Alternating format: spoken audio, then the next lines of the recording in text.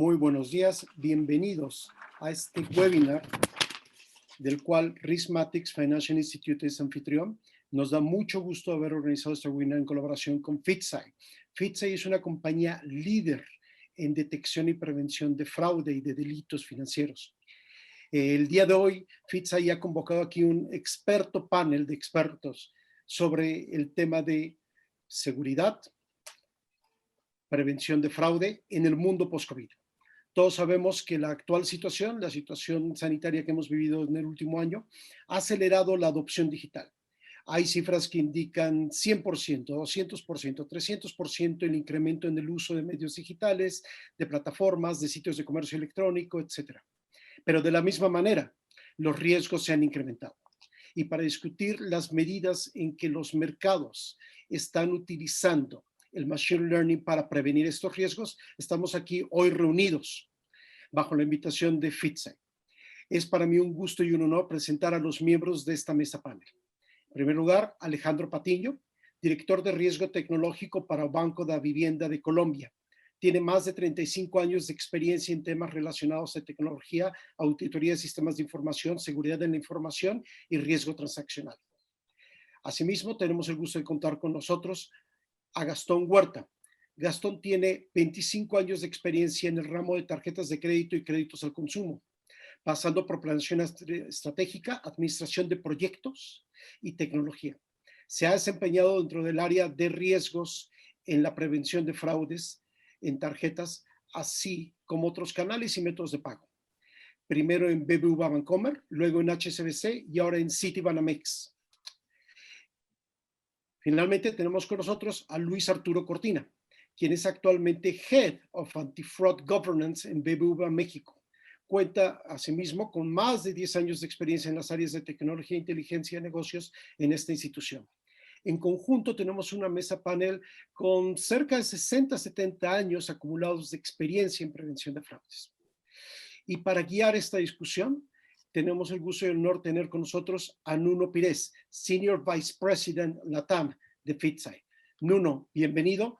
Te dejo con tu mesa panel. Gracias, Gerardo.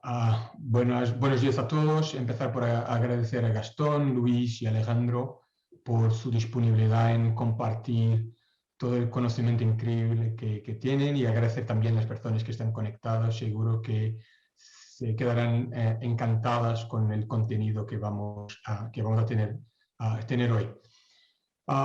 Sin más demora, me gustaría empezar por entender de vuestra perspectiva y sobre todo desde las diferentes regiones que cubren, porque tenemos hoy acá la visión tanto de México como de Colombia, ¿cuál sería el recuento de daños de los diferentes tipos de fraude que los bancos ya tenían en 2020 y cómo lo ven ahora en 2021? ¿Siguen los mismos?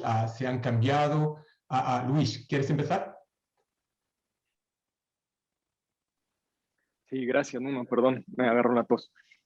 Mira, la verdad es que nosotros hemos visto una migración del fraude gradualmente y creo que van a concordar mis compañeros Alejandro y Gastón hacia el fraude digital.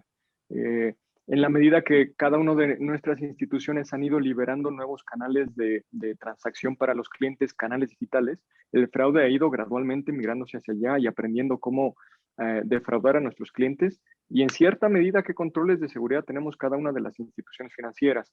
Nos estudian y tratan de ir abatiéndolos gradualmente. Entonces, lo que yo te diría es que poco a poco ese fraude se está yendo de fraude físico al fraude digital. Y no sé si el resto de mis compañeros concuerdan con eso.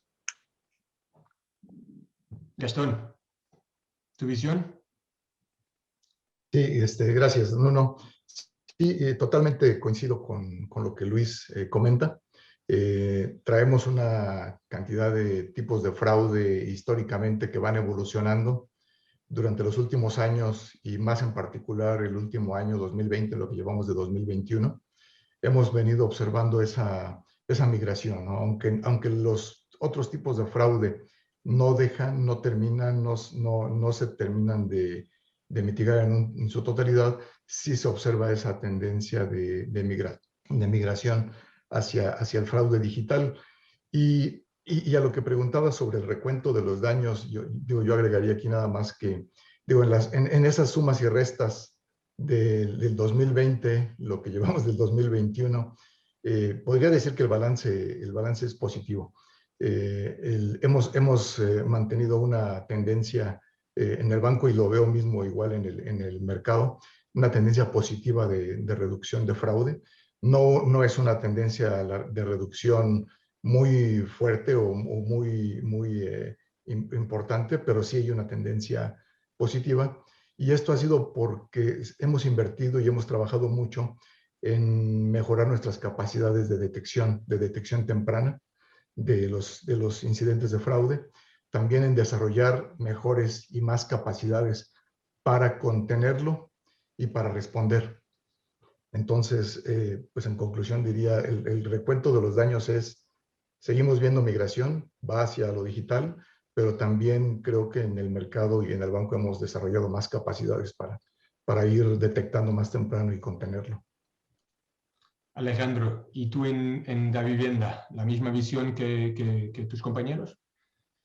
Sí, básicamente lo que tenemos en este caso es, pues, hay un incremento en el uso de canales virtuales, está incremento en Internet, en banca móvil, y pues debido a todo este tema de lo que es el confinamiento, que no es un nivel local, sino es a nivel mundial, entonces todos nuestros clientes y nuestros usuarios pues se ven abocados a utilizar este tipo de canales, y nosotros pues hemos venido, como todas las instituciones, ofreciendo esos canales virtuales para facilitar, y sobre todo en este caso que se dio como una aceleración en el uso de esos canales, porque lo que estábamos esperando que se diera, no sé, en un año, en 2 años, a nivel de usabilidad de esos canales por parte de los clientes, pues se dio a raíz de todo este tema de confinamiento y por el tema de COVID-19.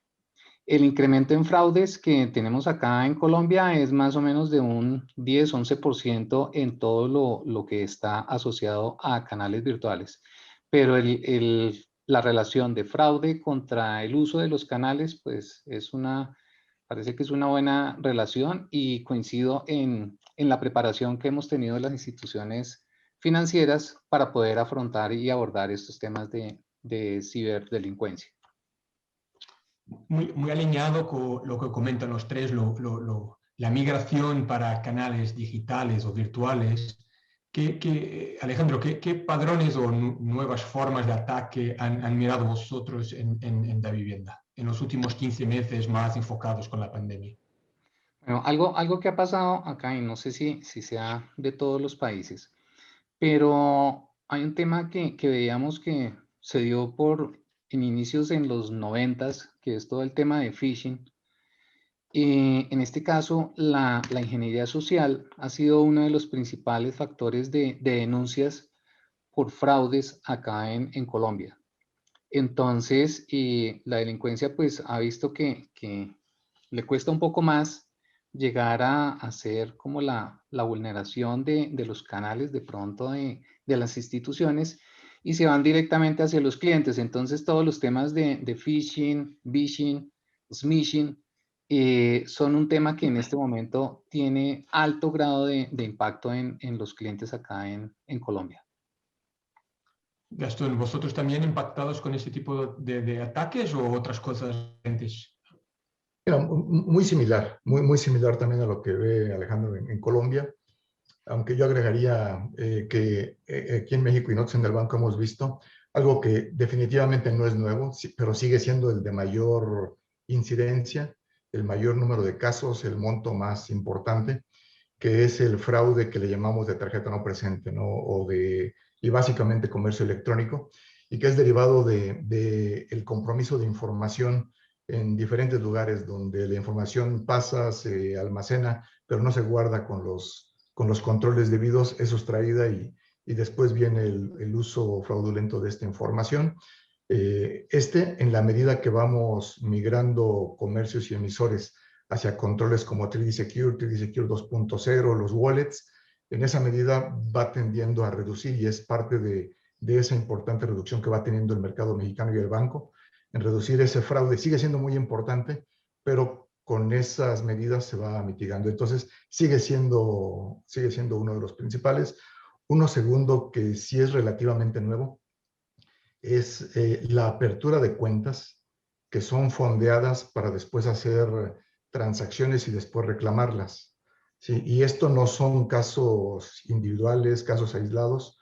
Es muy evidente porque queda claro que hay ciertas zonas del país, ciertas regiones, donde hay concentración de este tipo de casos. Se aperturan cuentas, se fondean, se gasta el dinero con la tarjeta de débito y después se reclama este dinero tratando de obtener el beneficio que las regulaciones establecen de que tenemos que reembolsar en un muy corto plazo las reclamaciones. Entonces hemos tenido que implementar controles adicionales para identificar este tipo de comportamientos y pararlos, detenerlos, evitar que esto se convierta en algo, un dolor de cabeza, ¿no? Ya está muy contenido, pero es algo nuevo que hemos observado, muy maquinado este tipo de eventos. Y el otro es muy relacionado al tema digital y es la ingeniería social. Sí, la ingeniería social en donde el cliente es engañado, es manipulado por estos grupos delictivos, por los defraudadores, donde a través de mensajes SMS o llamadas telefónicas les hacen creer que están interactuando con el banco, hacen que el cliente les proporcione a través de esta ingeniería social, el cliente muchas veces ni siquiera se da cuenta cuando está proporcionando la información, proporcionan todos sus datos personales, sus contraseñas, password de única vez, y permiten que el defraudador acceda a su banca electrónica o haga compras con tarjetas por e-commerce y se consume el fraude. En otras ocasiones que todavía podríamos decir que es peor, es que está la manipulación o la ingeniería social, que el cliente mismo en su mismo dispositivo, con sus dispositivos de seguridad, realiza las transacciones y le transfiere el dinero a los defraudadores. Es una ingeniería social, pues vamos a decirlo así, muy bien hecha que se está dando. Y bueno, lo que hemos hecho el banco y los bancos en general en el mercado mexicano ha sido campañas para sensibilizar a los clientes de que no se dejen engañar. Hay llamadas que pudieran no ser del banco o que no son del banco. Entonces, ¿cómo poder identificarlas? ¿No? Esto es lo que hemos visto en estos últimos meses. Perfecto. Luis, tú en la misma gestión que Gastón, ¿tienes la misma visión? ¿Los tipos de ataques son más o menos los mismos? ¿Cómo lo ves la situación?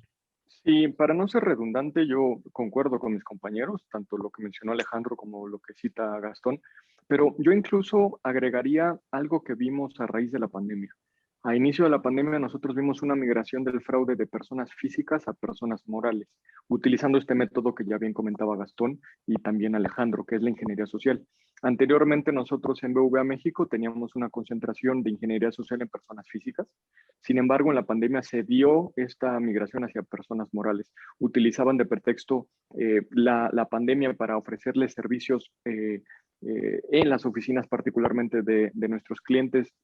Hacían cambios de plásticos, hacían cambios de tokens y también hacían algo que es conocido en el medio como fraude al CEO.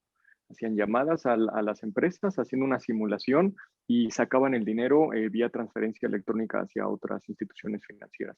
Lo que sí es cierto es que estos defraudadores, como hemos venido platicando a lo largo de esta charla, se han ido apalancando gradualmente de lo que nosotros mismos le ofrecemos a los clientes, porque por economías de escala es mucho más rentable para ellos utilizar estos medios digitales para defraudar a nuestros clientes.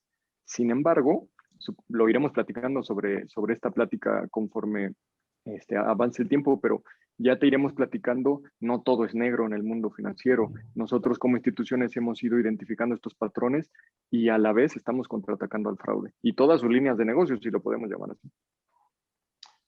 Gracias. Una de las cosas que más me encanta en la región de Latinoamérica es la cantidad de innovación, de productos nuevos, de fintechs que nacen todos los meses. Entonces, y con eso también los tipos de servicios que ofrecen a los clientes, y seguramente vosotros también en vuestras áreas de innovación.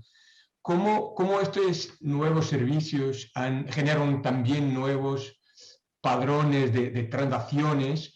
Y en vuestra opinión, ¿qué cosas positivas tienen y cosas menos buenas tienen este tipo de productos, este tipo de innovación en el que deis respecto más a vuestras áreas de prevención? ¿Qué se puede hacer de forma diferente para garantizar innovación, pero garantizar seguridad? Luis. Mira, tienen sus pros y contras, como bien lo comentas, Nuno.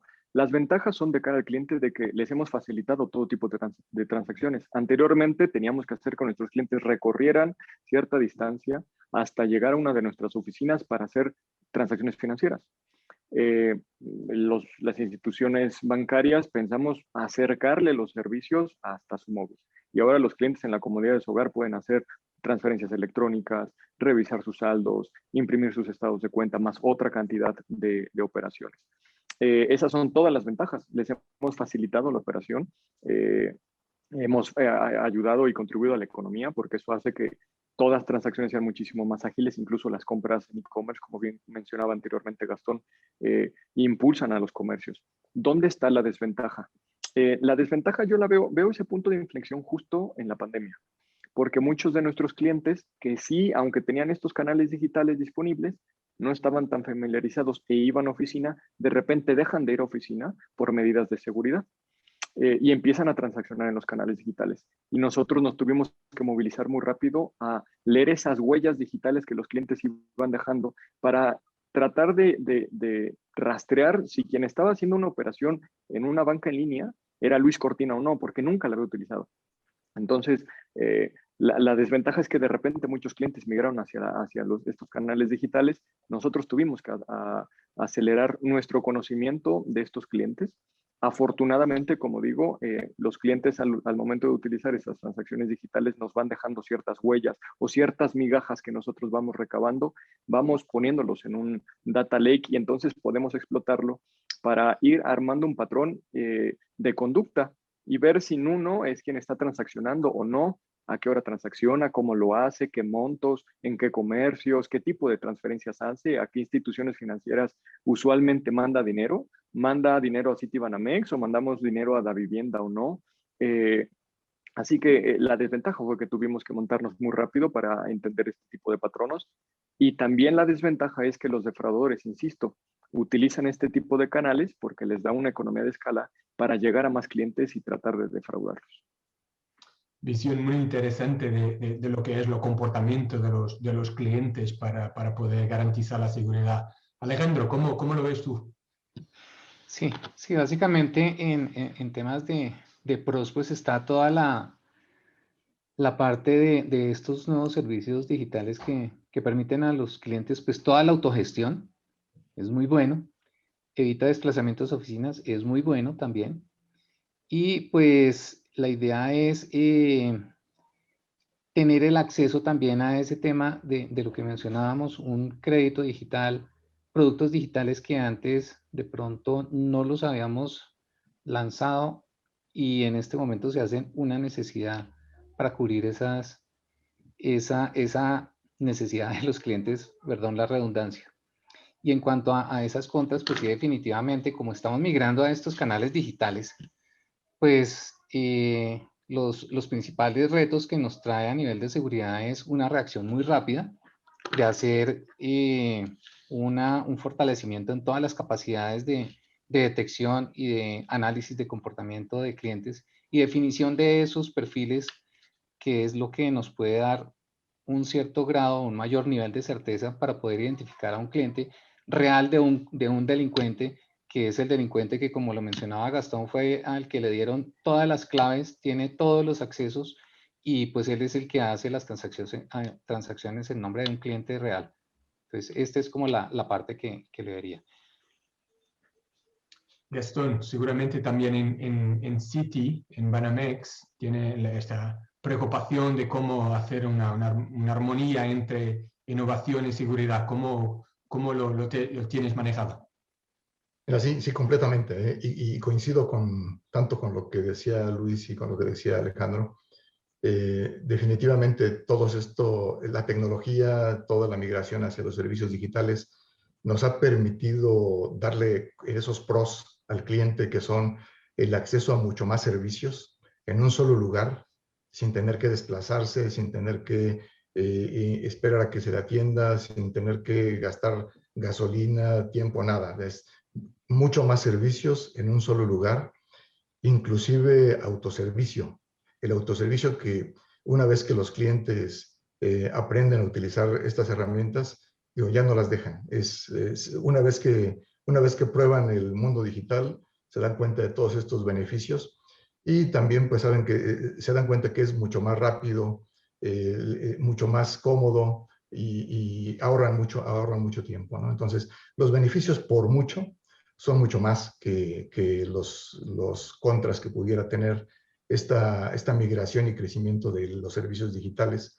Y evidentemente sí, como mencionaban Alejandro y Luis, sí hay algunos contras, y estos son pues efectivamente el fraude, ¿no? El que la delincuencia, los defraudadores siempre van a intentar tomar ventaja también de esta evolución y van tratando de encontrar las fórmulas para poder seguir cometiendo fraudes. Y en este caso, en este mundo digital, es lo principal que hemos visto, pues es esa ingeniería social que ya mencionaba antes. Y aquí es donde entra pues mucho de lo que nosotros estamos trabajando, como también decía Luis. Hemos trabajado mucho en la industria para optimizar los servicios, pero no nada más los servicios, sino la seguridad de los servicios, ¿no? Trabajando mucho en el data analytics, que pueden ser diferentes niveles de analytics para conocer al cliente, saber cuándo puede ser un cliente, cuándo puede no ser un cliente el que está transaccionando, y otros factores que igual vamos a seguramente platicar un poquito más adelante, pero es donde nos hemos tenido que concentrar para sacarle más provecho a esos pros y seguirlos dimensionando, y esos contras tratar de reducirlos y llevarlos a un mínimo de exposición.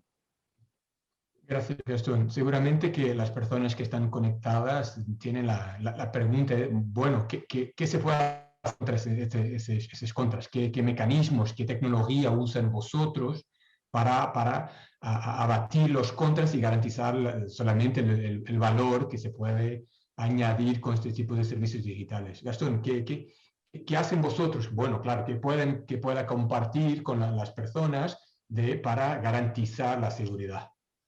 Sí, claro, no. Mira, son muchas cosas, pero podría resumir en dos principales. Uno que son los métodos de autenticación, ¿sí? Y los otros que son el conocimiento del cliente. Entonces, cuando hablamos de autenticación, tenemos también que hablar de cómo hacer procesos de autenticación con la menor fricción para el cliente, que la experiencia del cliente no se vea afectada o que se vea afectada en lo más mínimo.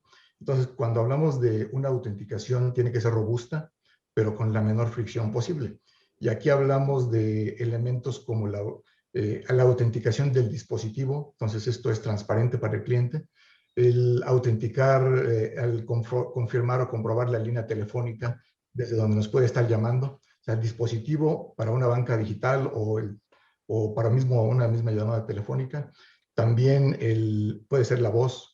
Sí, se puede hacer la biometría, la huella digital, puede ser la biometría conductual, cómo utiliza el dispositivo, con qué velocidad, todo este tipo de formas de autenticar y de darnos cuenta si es el cliente el que está interactuando con nosotros banco.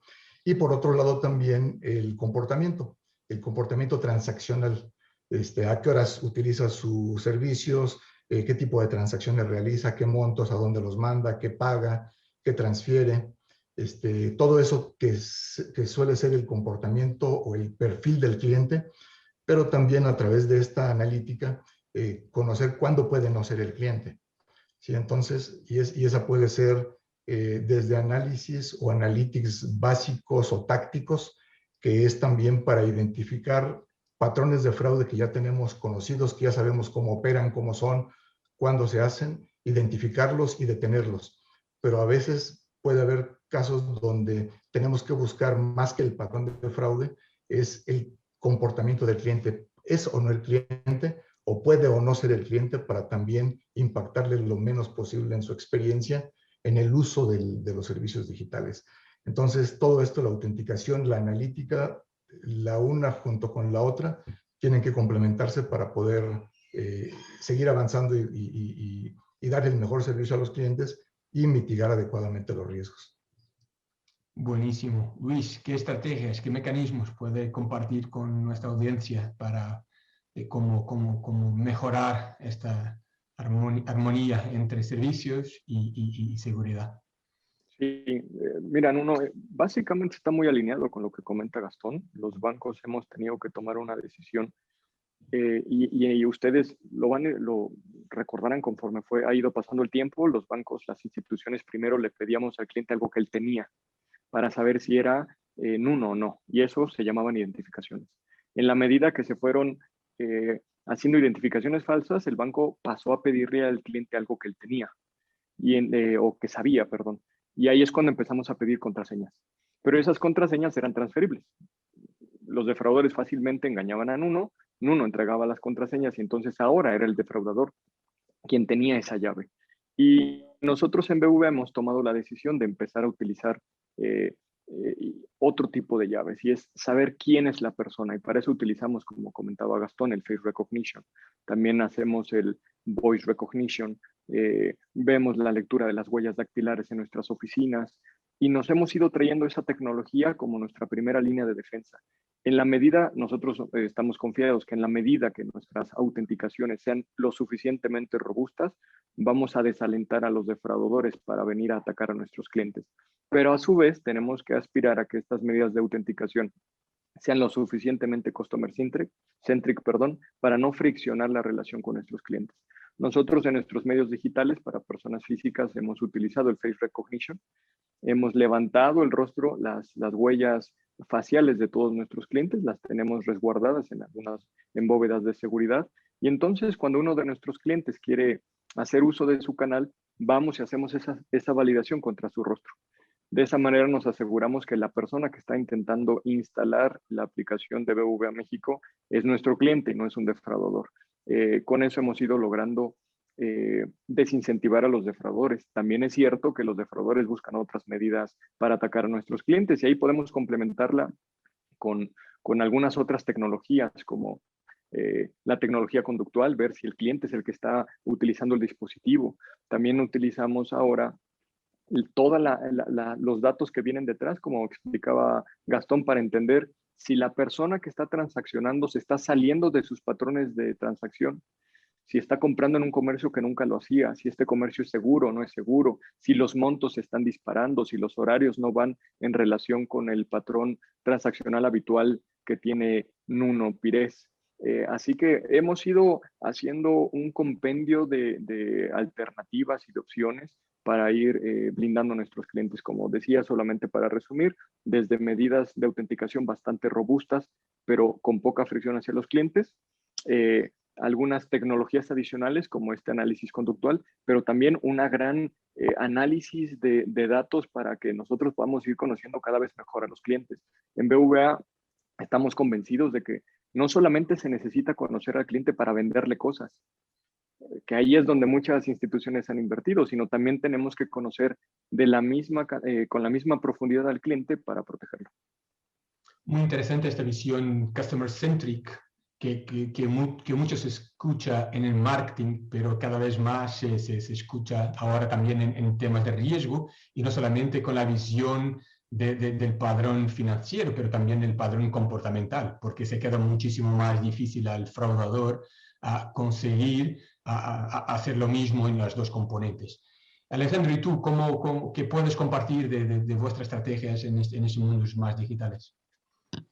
Bueno, básicamente lo que tenemos es, y lo comparto con Luis y con Gastón, todo ese ecosistema que compone esas capacidades para poder determinar en un mayor grado de certeza si es un cliente, si es nuestro cliente el que está desarrollando definitivamente esta transacción o no.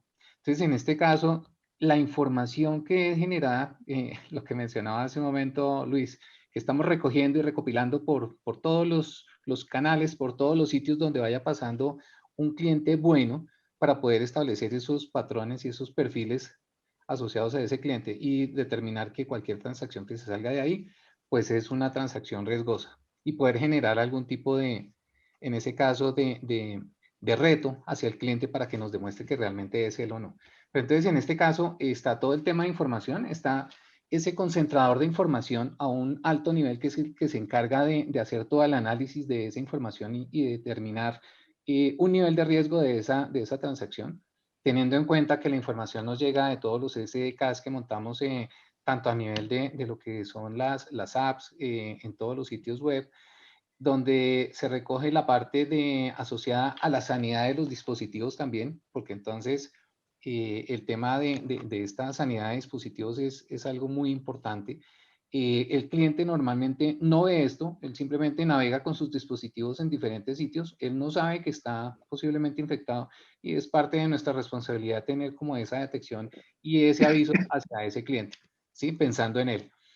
De otra parte es, después de que tenemos toda esa parte de lo que es ese score o esa calificación de riesgo de esa transacción, pues sí hay un articulador que se encarga de mirar qué tipos de solución a nivel de autenticación, como ustedes lo mencionaban, es la que se debe aplicar en un momento determinado. Hay algo que nos ha ido cambiando constantemente y es que la innovación pues es un principio básico de un área de analítica y de prevención de fraude.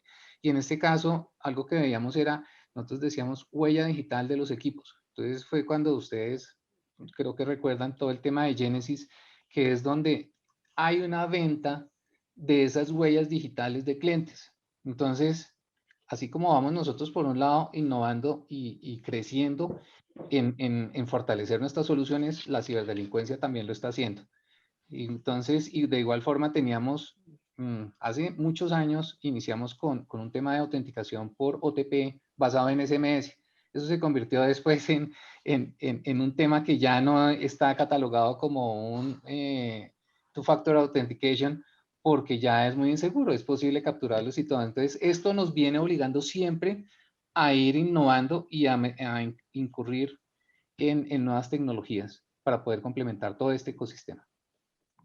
Muy bien. No, si me Sí, permites claro. un comentario adicional, fíjate que algo que a veces no mencionamos y es muy valioso y que no necesariamente es algo tecnológico es la educación financiera. Creo que cada una de nuestras instituciones ha tenido que invertir más en educación financiera porque lamentablemente nuestros clientes, por muchas medidas de seguridad que a veces nosotros pongamos, terminan siendo víctimas porque no están bien educados. Y nosotros nos atribuimos esa falta de educación, así que sí creo que es algo que las instituciones financieras tenemos que seguir sumando, porque en la medida de que todos sepamos de los riesgos del fraude, cómo atacan los defraudadores, cómo funcionan las transacciones bancarias, en esa medida estaremos más protegidos, porque nosotros haremos nuestra labor desde los bancos, pero los clientes harán la suya desde sus hogares. Sin duda es un punto muy interesante porque también los bancos, las organizaciones tienen la responsabilidad de ayudar a sus clientes a buenas prácticas para garantizar que no son fraudados por temas de ingeniería sociales y otros. Bueno, hablamos mucho de tecnología y me gustaría entender un poco más, Luis, podemos empezar por ti. ¿Cómo ayuda a Machine Learning, inteligencia artificial? Sabemos padrones nuevos, tipos de ataques nuevos. ¿Cómo ayuda ese tipo de tecnología a mejorar vuestros procesos de detección y prevención a fraude? Mira, hace algunos años el banco tuvo que tomar una decisión realista. No vamos a poder proteger, nosotros tenemos en nuestra cartera aproximadamente 20 millones de clientes, entonces no vamos a poder proteger a esos 20 millones de clientes hasta que no logremos conocerlos. Y nos dimos cuenta que no estábamos listos ni preparados para entender a nuestros clientes. Y es cuando vimos la necesidad de invertir en Machine Learning, empezar a hacer pequeñas agrupaciones de clientes, cada vez las hemos ido reduciendo a más. La intención es saber exactamente cómo está transaccionando cada cliente. Esa es nuestra intención, es nuestro objetivo. Y ahí es donde este tipo de tecnología, esta nueva tecnología, tanto el Machine Learning como la inteligencia artificial nos va ayudando porque nos ayuda a desgranar esta totalidad de clientes e ir agrupando patrones. Y es esta tecnología la que de repente nos empieza a proponer agrupaciones y nos dice que este tipo de clientes empiezan a transaccionar igual. son de un mismo segmento, tienen los mismos comportamientos, tienen los mismos gustos, e incluso nosotros estamos ya incorporando dentro de nuestras variables como tienen el mismo riesgo a ser defraudados. Desde variables que nos hemos inventado para saber qué tanta educación financiera tienen o no estos clientes, porque para nosotros un cliente poco educado financieramente es una víctima fácil para los defraudadores. Entonces nos hemos ido inventando variables para decir este cliente pues casi no usa sus canales digitales. Sí los usa, pero casi no. Oye, ¿y qué tipo de transacciones hacen los canales digitales? Pues estas que son muy básicas. ¿Levanta muchos reclamos? Sí, y los reclamos han procedido, no, básicamente han sido dudas. Entonces este es un cliente poco educado financieramente, hay que protegerlo más. Y incluso este Machine Learning nos ha ayudado a apalancarnos de ahí para incluso trasladar ese tipo de información a nuestras medidas de autenticación. Porque en la medida que Luis Cortina es un cliente muy vulnerable, es en la medida en la que yo tendré que robustecer con él particularmente mis medidas de autenticación, no con el resto, porque los otros clientes en ese momento ni son vulnerables, ni las transacciones que están haciendo son de riesgo. Entonces, específicamente con un cliente. Pero eso no lo podríamos haber logrado si no hubiéramos sido realistas, que necesitamos vivir de los datos. No solamente las grandes empresas como Google o Amazon dependen de los datos y de la información y del machine learning. Nosotros como instituciones financieras nos hemos ido dando esos pasos agigantados, evolucionamos bastante rápido y diría yo que ya somos también buenos jugadores en el uso de estos datos gracias al machine learning y a la inteligencia artificial.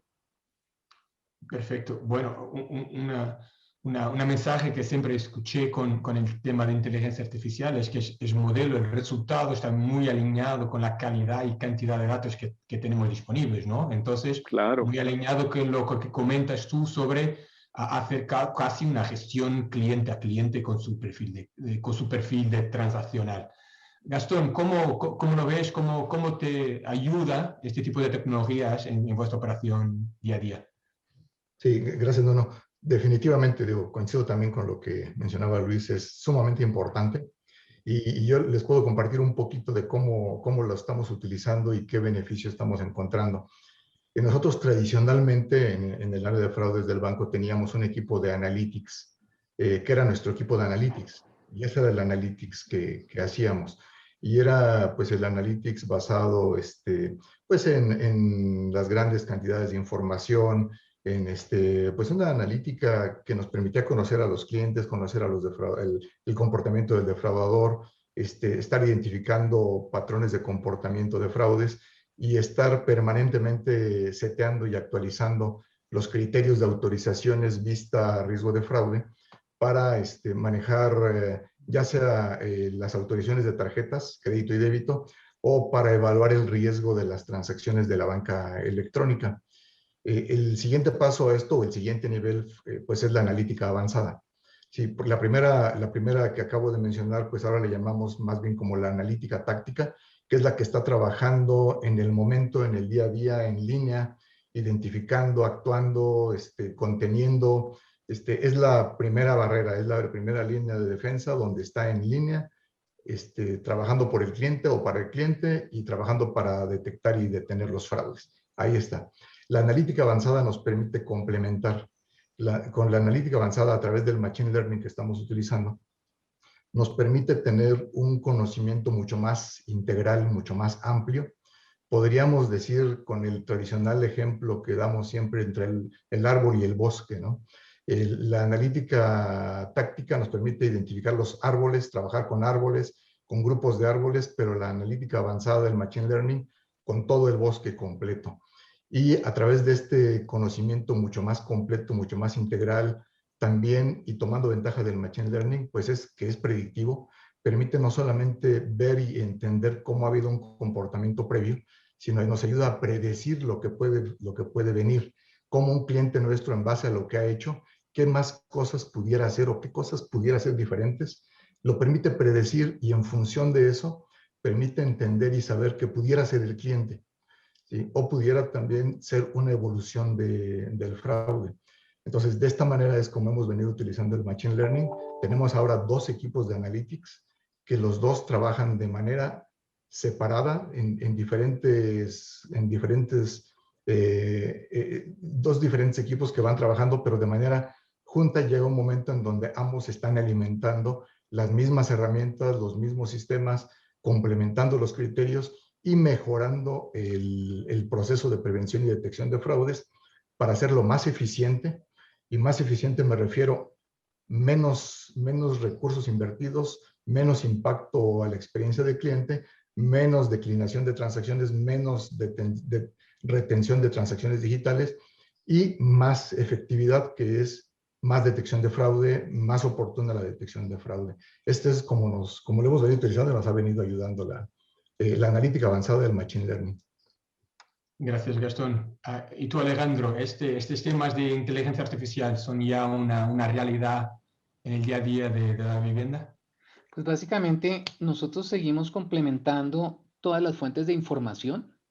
Ya está toda la estructura, está toda la estrategia definida. Seguimos complementando más información. Consideramos que entre más información tengamos, pues mucha más precisión vamos a tener, pero vamos en la misma vía que es lo que menciona Luis y Gastón. Muy bien. En mi opinión, una de las cosas que me parece que las organizaciones, de una forma general, pueden mejorar en temas de prevención de fraudes es que miran áreas de prevención de fraude como centros de coste solamente, ¿no? Y sin duda que áreas como de vosotros tienen un impacto en negocio o puede tener un impacto en negocio muchísimo grande. Entonces, ¿cómo también usar este tipo de tecnologías de inteligencia artificial, machine learning, para crear una balanza entre seguridad, pero también generar más negocio cerca de vuestros clientes? Luis, ¿cómo lo ves? Mira, tocaste un punto muy relevante y creo que eso es lo que nos ha traído la evolución de la prevención del fraude. Le hemos ido demostrando al negocio que ellos traen a los clientes, pero es nuestro trabajo protegerlos. Si nosotros no hacemos un trabajo adecuado, los clientes se van a ir, porque vamos a tener altos falsos positivos, como comentaba Gastón. Yo puedo hacer muy bien mi trabajo puede ser bloquear todo, y entonces no voy a generar negocio para los clientes. Entonces hemos tenido que ir encontrando ese justo medio, ese equilibrio, para que el negocio se dé, pero también la protección. Y ahí de nuevo, Nuno, es muy importante el conocimiento adecuado de los clientes. De verdad es que nos ha venido a cambiar la vida el Machine Learning, porque nos hemos ido volviendo cada vez más preventivos, nos anticipamos al fraude, le damos esa libertad a negocio incluso de que si nosotros hacemos bien nuestro trabajo, ellos pueden sacar productos nuevos, por ejemplo. Hemos hablado a lo largo de esta conversación de productos digitales. Eso es posible y ya es una realidad gracias a que cada uno de nosotros hace bien su trabajo. Si nosotros no invirtiéramos tanto en proteger a los clientes, no al banco, a los clientes, no podríamos sacar ese tipo de productos. Estarían desprotegidos nuestros clientes.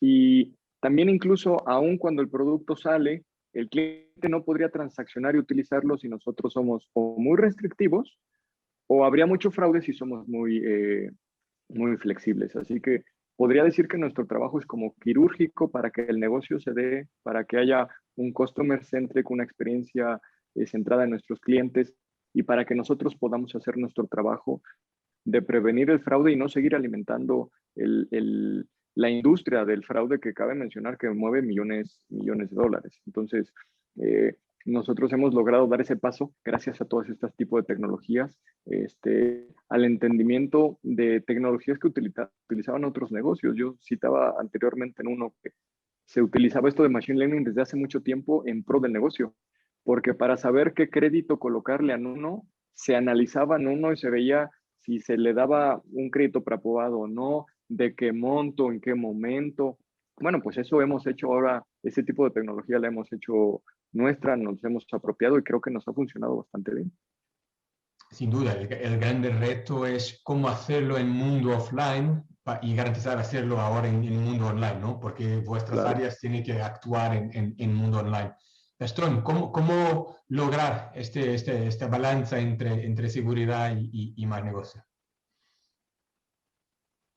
Que estás en mute, Gastón. Perdón, sí, sí, digo muy breve para poder dar también espacio a las preguntas de los participantes. Mira, hemos tenido que evolucionar muchísimo las áreas de prevención de fraudes. De lo que yo por primera vez empecé a trabajar en fraudes hace más de 20 años, a lo que hoy tenemos, es un mundo totalmente diferente. Organizacionalmente nos hemos profesionalizado, vista herramientas, tecnología, ha cambiado un mundo de cambio en esto. Y esta inteligencia artificial, pues sin duda llegó como una necesidad que teníamos, pero que a lo mejor ni sabíamos que podíamos tenerla. Hoy que ya la tenemos, vemos que es como un aditivo a esa especialización. Y eso nos permite, pues sí, contribuir más, como decía Luis, al balance y ayudar al negocio, a cuidar al negocio y a los clientes. Somos corresponsables junto con los negocios de cuidar a los clientes, de darles el mejor servicio posible y con el menor impacto en el servicio, la menor fricción posible. Cuidar esa experiencia de cliente. Sin duda. Alejandro, ¿qué puedes añadir acá? Básicamente, esa evolución que se ha dado, y apoyo lo que menciona Gastón en la evolución de lo que teníamos, yo estoy hablando un poquito más de años, a la fecha, pues hay una diferencia muy grande.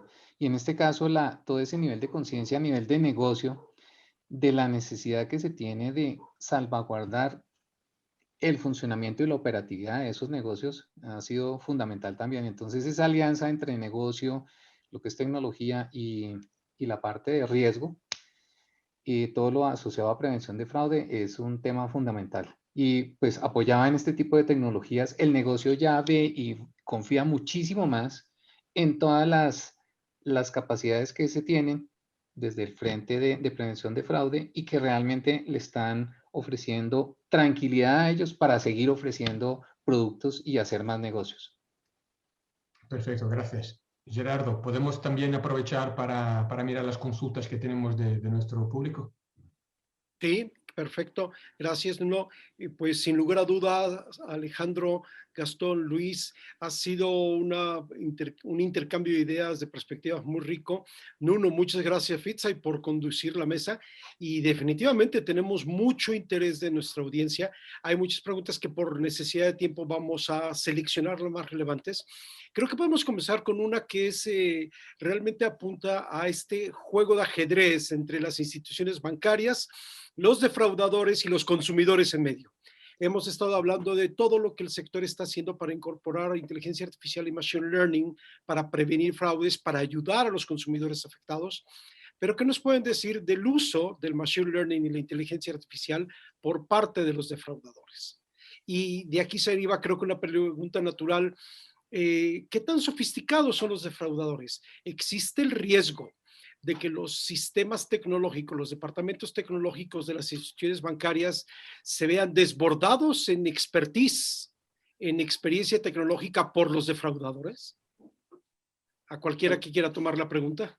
Sí, no sé si me permiten contestar una parte de la pregunta. Seguramente Gastón y Alejandro tienen también mucho que agregar. Pero yo te diría, Gerardo, que dudo que los defraudadores hoy tengan esa capacidad de utilizar machine learning. Me voy a explicar por qué. Porque el machine learning parte de datos. Hace rato Nuno explicaba de que necesitamos también ver que los datos que tengamos sean datos correctos, que haya un governance de datos. Sin esa información no sirve de mucho. Afortunadamente nosotros tenemos una gran cantidad de datos de los clientes porque vemos todo lo que hacen los clientes, dónde compran, a qué hora compran, a dónde mandan su dinero, si tienen tarjetas adicionales o no, quiénes son sus beneficiarios. Tenemos en realidad toda la información de los clientes. Eso es lo que a nosotros nos permite utilizar esa información para montar nuestras defensas en estos juegos de ajedrez. Te diría que no creo que utilicen machine learning, sin embargo, no descarto de que tienen avances tecnológicos y que sí es cierto que nos agarran, nos ponen en el centro y empiezan a estudiar nuestros procesos, porque ellos lo que buscan es una pequeña grieta para que a partir de ese proceso roto, si le queremos llamar así, entren. Y nos damos cuenta porque la ingeniería social, y no sé si Gastón y Alejandro concuerden, a veces es salir a pescar, porque a veces mandan mensajes a nuestros clientes diciéndoles que tienen problemas con su cuenta de Citibanamex, pero es un cliente BBVA. Entonces están a base de prueba y error. Eso nos demuestra que sí han avanzado, pero tienen todavía ciertas deficiencias. ¿En qué han avanzado? Bueno, nos enmascaran los teléfonos. Le llaman a Gerardo Herrera con el teléfono enmascarado y el teléfono que le aparece a Gerardo es el teléfono del banco. Eso es tecnología. Pero todavía te diría que siento, creo yo, en la experiencia que tengo, que todavía no llegan al nivel de utilizar Machine Learning. No sé si hay algún comentario adicional. Sí, digo rápidamente, yo coincido con Luis, me parece que no lo utilizan. Es más, me atrevería a decir que ni siquiera necesitan utilizarlo por los métodos que ellos realizan, parten de, si lo queremos ver como un juego, ellos parten del otro extremo de la cancha, en donde efectivamente no tienen tanta información como para explotarla con un Machine Learning o la inteligencia artificial. Son más bien muy estudiosos de los procesos, parten de la ingeniería de los procesos, los entienden, los conocen, ven dónde es donde existen las posibles vulnerabilidades y las intentan explotar. Yo quiero hacer un último comentario para cerrar esta pregunta, y es con relación a estos grupos especializados, pues definitivamente sí lanzan ataques selectivos. ¿Hay alguna organización? Tampoco me atrevo a afirmar algo del uso de Machine Learning para que desarrollen esto, pero hay grupos organizados, no sé, ustedes conocen Fin7, está Cobalt Goblin, donde son estructuras muy organizadas y se encargan es como de enfocarse en ataques a cajeros automáticos, ataques a POS, y ahí es donde van consiguiendo ellos información para que posiblemente hagan su analítica en pro de ese delito. Okay. Tenemos otra pregunta, de hecho hay una o dos preguntas que se refieren a esta cuestión de la geolocalización. ¿Sí? Recientemente en México se ha establecido que cualquier acceso de un usuario a través de una aplicación de su teléfono inteligente va a tener esta información de la geolocalización, y se ha aprobado una ley que va a mandar un padrón de usuarios de telefonía móvil consolidado, ¿sí? Con datos biométricos, que se aprobó en medio de cierta discusión sobre cuestiones de privacidad. Entonces, todo esto me lleva a una pregunta muy natural de el balance entre prevención de fraudes y privacidad. Y como parte de ello, todas estas iniciativas de geolocalización realmente contribuirán a evitar fenómenos como el SIM swapping, como fraude por tarjeta no presente, etcétera. ¿Cuál es su perspectiva? Mira, yo creo aquí, por un lado, la geolocalización sí definitivamente es una herramienta muy útil para nosotros como áreas en los bancos como áreas de prevención de fraudes, porque nos permite identificar claramente cuando ese cliente, ¿no? Si el cliente reside en la Ciudad de México o reside en Bogotá y sabemos que ahí es donde está el cliente normalmente, y que además, complementando con los otros datos que ya mencionábamos de el dispositivo y otros factores adicionales, podemos identificar qué es el cliente y darle el servicio sin mayor problema.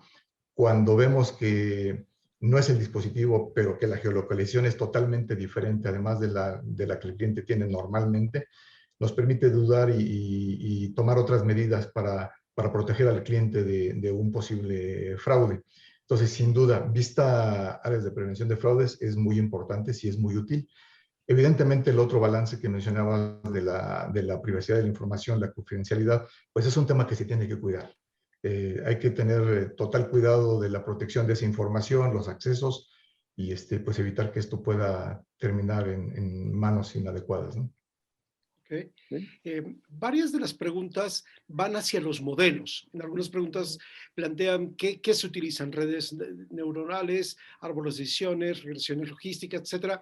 Yo creo que fundamental a toda esta comprensión es, sabemos que el corazón del machine learning es la capacidad de los programas de aprender y mejorar. ¿Cómo ha avanzado la elaboración de modelos predictivos a partir de los modelos que utilizan los bancos? Muy bien, gracias.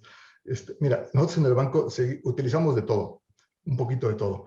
Los árboles de decisión los seguimos utilizando porque nos ayudan a tener la seguridad de que estamos cuidando todo. Cada pedacito del terreno lo estamos cuidando. O sea, ahí no se nos escapa nada.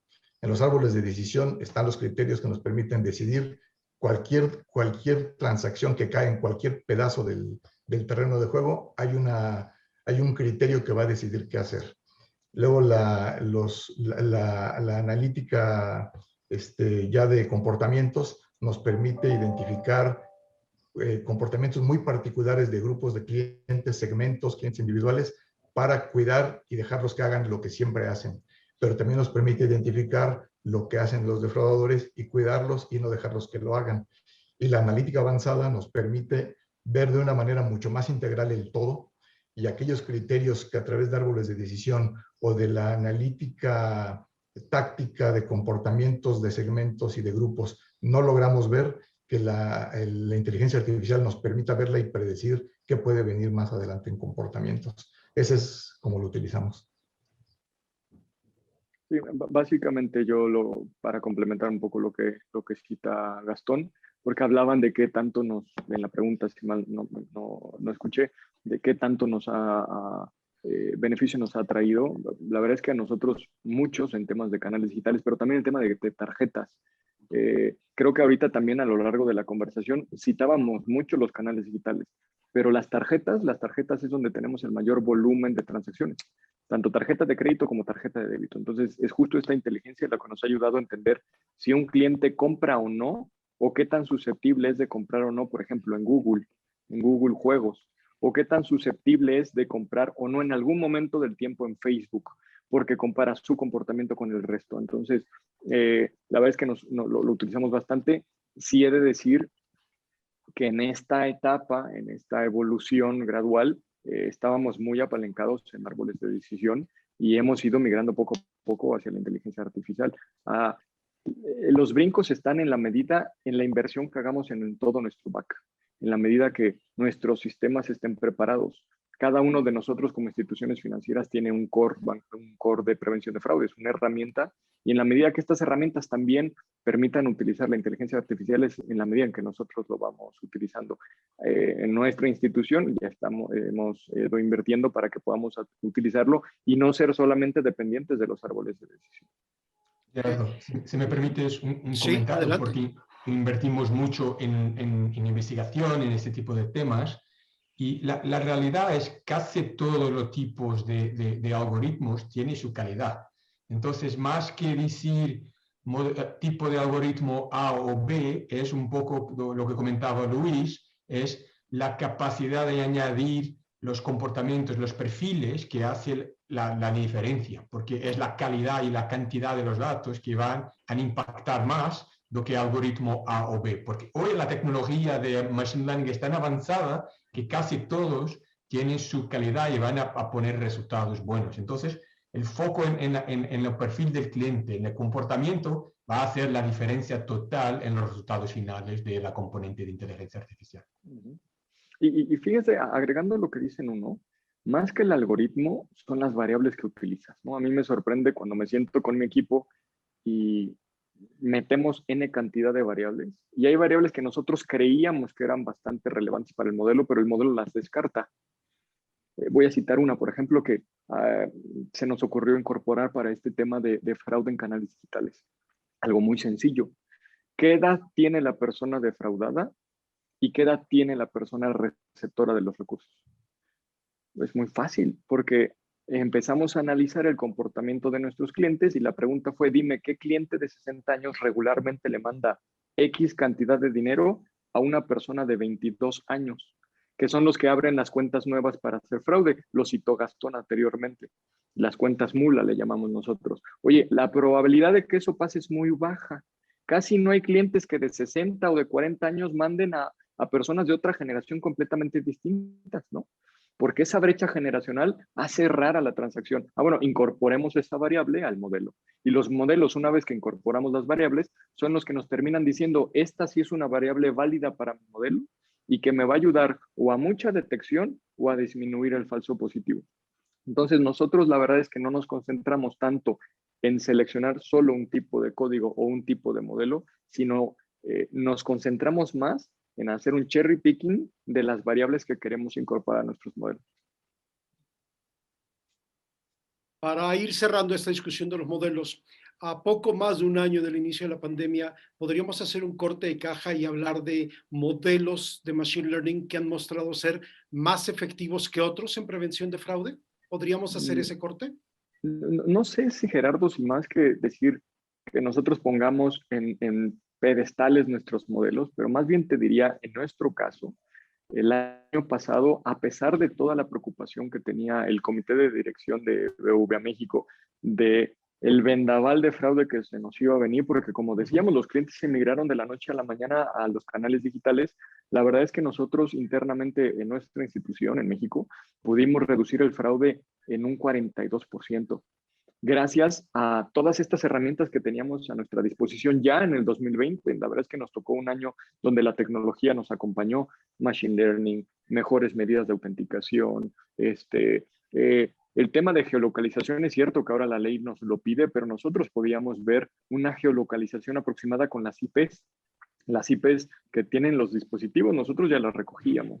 Así que todo este cúmulo de variables que el banco fue poco a poco a lo largo de estos años recabando, resguardando y auditando, porque no todas las data que a veces viaja por los bancos, pues tenemos que ser bastante selectivos. Si es data que tiene un gobierno detrás, que alguien auditó si es funcional o no es funcional, es la que nos permitió estar donde hoy estamos. Creo, ahorita Gastón y Alejandro seguro darán su opinión, pero sorteamos bastante bien la pandemia y creo decir que estamos listos para afrontar incluso el 2021. Okay. Pues para cerrar, una pregunta que creo que es muy relevante en un foro como este, en este webinar organizado por una compañía líder en prevención de fraudes y una compañía líder en capacitación y educación financiera. Se habló en este webinar de la necesidad de la educación financiera de los usuarios, de los consumidores. Pero hablemos por un momento, como último tema, de la capacitación y la cultura financiera del sector financiero, ¿sí? ¿Qué tanto está preparado el sector financiero y qué utilidad en ese sentido tienen webinars como este, organizado por Rismatis y Fitsai? ¿Cómo contribuye en ello a que el intermediario, el sector financiero, esté mejor preparado para enfrentar los retos que seguirán en ciberseguridad y fraudes? ¿Qué opinan? Mira, si quieres puedo comenzar. Me parece que aquí el método, la metodología o los componentes de la educación financiera para prevenir el fraude dentro de las organizaciones primero es clave. Y segundo, indispensable, nosotros en el banco tenemos tutoriales, tenemos cursos en línea que inclusive son obligatorios, son mandatorios. Todo el personal de la institución tiene que tomarlos cada año, la actualización de estos cursos, de estos tutoriales que ayudan a mantener a toda la organización consciente y preparada para saber cuándo puede haber un fraude. Evidentemente que entre más cerca está el personal de las líneas donde ocurre el fraude, pues más la capacitación tiene que ser. Y este es un complemento porque la mayor parte o la otra parte del aprendizaje se da en el día a día, ¿sí? En la práctica. Entonces, y pues evidentemente que los equipos de prevención de fraudes tienen que ser los equipos que están permanentemente entrenados a través del ejercicio del día a día, de los trabajos en equipo, de la toma de decisiones, de los análisis en equipo también, complementado por este tipo de capacitaciones que sin duda son el complemento y la cereza sobre el pastel para asegurar que los equipos o las instituciones tienen un contexto completo, integral, y sabemos cuándo tomar y qué decisión tomar. Alejandro, Luis, ¿cuál es su opinión a este respecto? Sí, básicamente de lo que tenemos acá en Colombia, pues tenemos un tema que lo tratamos de forma gremial. Y entonces a nivel de la Asobancaria, la Asociación de Bancos de Colombia, generamos algunas iniciativas de parte de todas las áreas. Nos unimos y generamos temas que van a fortalecer de todos modos ese conocimiento hacia clientes. Y por otro lado, pues están todas las campañas individuales que tiene cada una de las entidades, siempre tendiendo a fortalecer, a avisar y a alertar sobre qué es lo que puede estar pasando, qué situación se puede estar presentando. Hemos estado generando campañas básicamente en redes sociales, que es donde en su mayoría vemos que hay una alta receptividad y recepción de esos mensajes. Entonces, ahí ha sido otro de los canales que hemos venido utilizando también para fortalecer y divulgar todos estos temas de seguridad. Bueno, yo igual diría, Gerardo, que hay una frase bastante trillada que es renovarse o morir.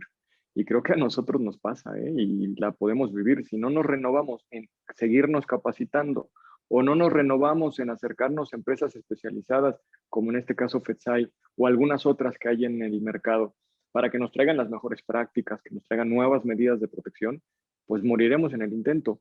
Y nosotros nos debemos a nuestros clientes. Así que nosotros por lo menos internamente invertimos bastante en capacitación y lo hacemos generalmente de adentro hacia afuera.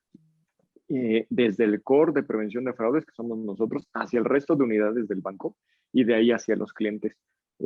Nuestro moraleja es que en la medida que el resto de nuestros compañeros, aunque no son de prevención de fraude, saben de los modus operandi, saben de cómo protegernos, ellos lo van permeando gradualmente en sus familias, en sus clientes y poco a poco vamos haciendo un impacto muchísimo más relevante en la sociedad. Y la capacitación que nosotros tenemos en medidas de prevención gradualmente va llegando hacia los clientes. Así que sí, estoy convencido de que se tiene que seguir invirtiendo. Gerardo, si me permites dos comentarios Sí. muy rápidos. Mirando de fuera, Sí. como organización de tecnología, dos puntos de análisis a organizaciones financieras. Una de lo que comentaba.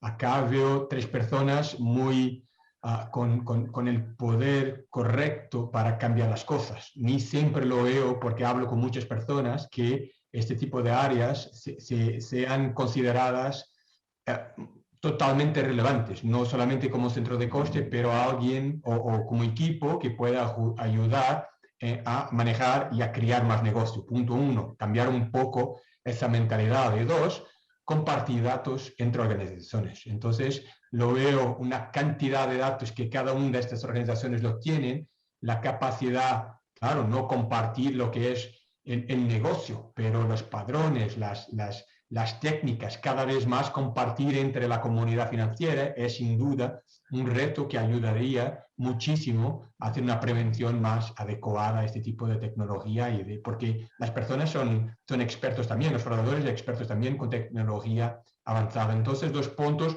no de mejoría, pero de atención que organizaciones financieras podrían también mirar. Okay.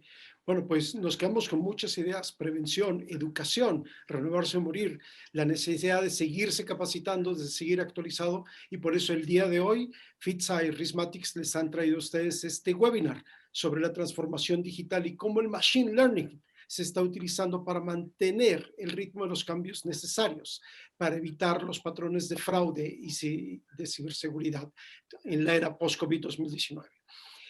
Gastón, Luis Arturo, Alejandro Patiño, muchas gracias por sus perspectivas, por sus insights. Nuno, muchas gracias por esta convocatoria y la conducción de esta mesa.